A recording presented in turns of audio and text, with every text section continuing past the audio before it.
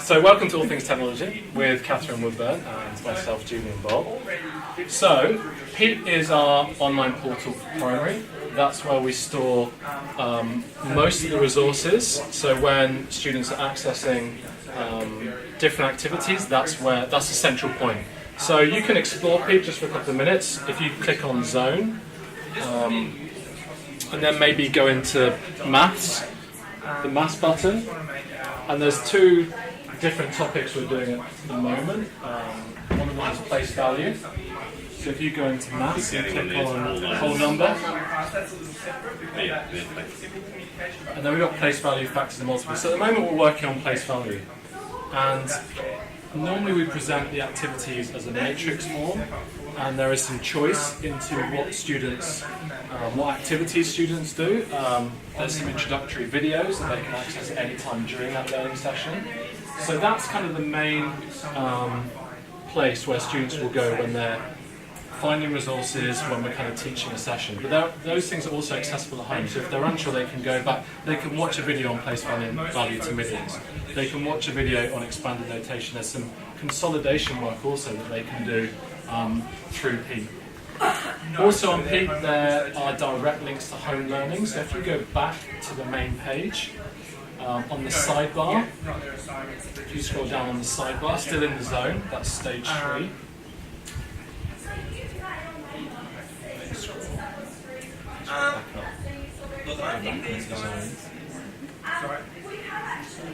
Where do you want them to go to next, Mr. Yeah, just look on the sidebar. That's where the button is for home learning.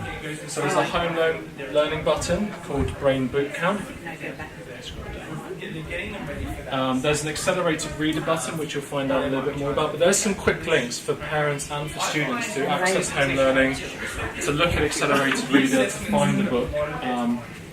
And so that's really where we organise and store all of our resources.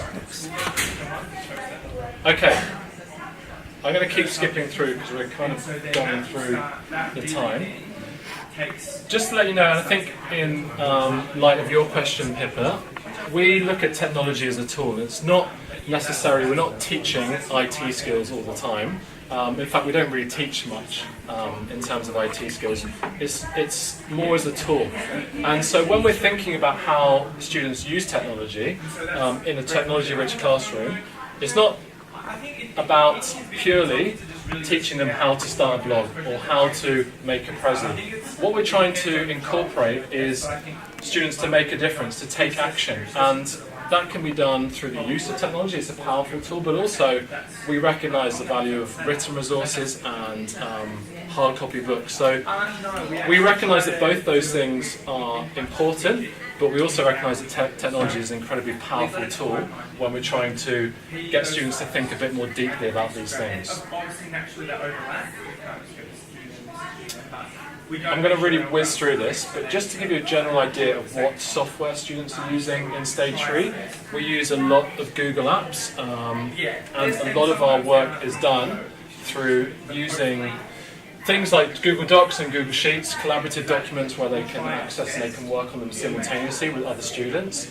And I guess I put our 5 core values because they really link in with how we're using technology as a tool. So relationship, we use Google Classroom. It's like an online kind of forum, but also like a social media site that we use within the zone. So students can post questions, for example, and then other students answer them. It's a way of sharing work. It's a way for students to, parents also to communicate with students. So actually it kind of fits in well with our value of relationship. Collaboration, all of these pieces of software are great for collaboration. So numerous projects will use a Google slide presentation, and various groups of 3 or 4 will be working on the same slide presentation. They'll be adding slides. They're great tools for collaboration. Are you going to just quickly go on that example for just flash it up? Which one, the creativity? Collaboration, I can show you. That was so nice when the kids work from last year. That was just it's an example of a maths PBL, Jess and Lotus in my home class, and so they'd be working on the same document together. They would probably maybe sitting together, but they actually worked at home on this project together, so they were able to do that after school and use that kind of collaborative online tool to work on their maths PBL. creativity, and software is changing all the time. So students actually come and say, "Hey, Mr. Bolt, can we use SketchUp to design our our design and make project we're doing?" So every year, or every couple of months, there's a new piece of software that's better, that's more user friendly. So students often come up with different pieces of software. They're actually better, more suited than some of our Google bits of software. So it kind of constantly changes. That's why I've kind of put that up there as an example, because if it's appropriate and if it works well, then we use the tool that suits the job rather than sticking to our Google Apps. And then the last one, maybe just to talk about, is adventure and agency. This is our integrated matrix. So we'll be using this in our integrated unit in a couple of weeks' time. And that kind of gives you an idea of agency. So it gives students choice about which kind of activity they would like to do. But also it's really adventurous. So they can make an earthquake tower, and if Ms. Woodburn clicks on the earthquake tower, that takes them to a blend space. And we've uploaded that blend space with videos, with a task card. And so there's actually loads and loads of possibilities in terms of what they do and how they interact with the different parts of the curriculum.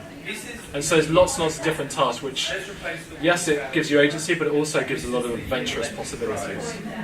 So each one of those, as you can see, takes you to either a video or a task card or a learning task. And so every activity is kind of scaffolded with those resources.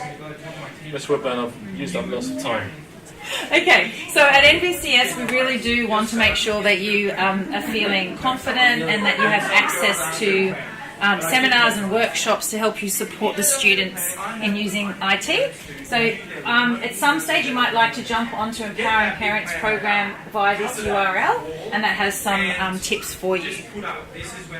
Safety measures. So I'm going to refer to my notes because it's very technical, but for protection for the students as much as possible, the NBC SI team employ a number of sophisticated safety measures to help protect and guide the students while using their online services. The NBCS owned devices themselves, so the ones you're working on, are protected by Sophos endpoint security software. And as part of our Bring Your Own Device program, we recommend the use of a number of capable antivirus softwares. These are communicated via the personal digital devices page, and you can find that on the frequently asked questions section of the NBCS website. Hope that wasn't too much for you to take in. If so, go back to the video. All methods of internet connectivity are provided by NBCS on campus and are protected by sophisticated next generation firewall technologies. So all of that information came straight from IT so that we know that we're in good hands. Okay. And just out of interest, hand up if you have, or just call out if you actually know who Leonie Smith is. She's a bit of a legend, isn't she? Yes, she's a legend, but I don't like what she said. Oh, okay. Because it goes against what we teach here at Northern Beaches. By empowering our children, she's actually disempowering them by saying, shut down, protect your children from everything, don't allow them to access anything. Okay. And then I have a challenge with so. Okay, well that is interesting. So you need to be discerning with how you, I guess, taking that information. But just to give you some background, she is a cyber safety educator and consultant on the Northern Beaches. There will be a parent ed that you are welcome to go to on Wednesday evening, the 21st of March. I do encourage you to go to it, and you could even take some of these questions with you. The student education, we have a session for the students on Tuesday the 20th of March. But reading her book that she's put out, I just put together some top tips, which might be controversial with what you just said, Renee. No, but a lot of what she said was really good. Like she did have some really good tips, but you can't protect your children from No, you can't. everything So, else. and we're not telling you must do this. This is simply what she's suggesting. And then you have to make your own decision as parents. But she does suggest that as much as possible that you keep the children's PCs and mobile devices in the family room so that you are all aware of one another and what everyone's up to and how much time the students are spending on their devices in their. So she's basically saying discourage them from having them in their rooms so that they're not on their iPhone till sort of all hours of the morning looking at social media and whatnot. She suggests setting some time limits on computer digital device use. I personally am relieved that I'm not a parent at the moment in this age, because I think you have a much harder job than our parents did. My parents set limits on TV watching, and we didn't have any TV from Monday to Friday. That's just how we did things. So she's suggesting some time limits. Check your child's browser history if you are concerned, and if the child is deleting their history, then maybe that is a reason for concern. Know you'll keep control of your child's passwords. That's an interesting one, isn't it? So I just hear what you're saying. I went, oh, how do you do that? Ask your children to teach you about what they know. So if your child's obsessed with Minecraft, for example, or a new game that's out, the best way to find out about if it's appropriate is to actually play it with them, to get them to teach you and to give you insight. Teach the children how to block and report on every online program that they use. Oh, sorry. Go back to that.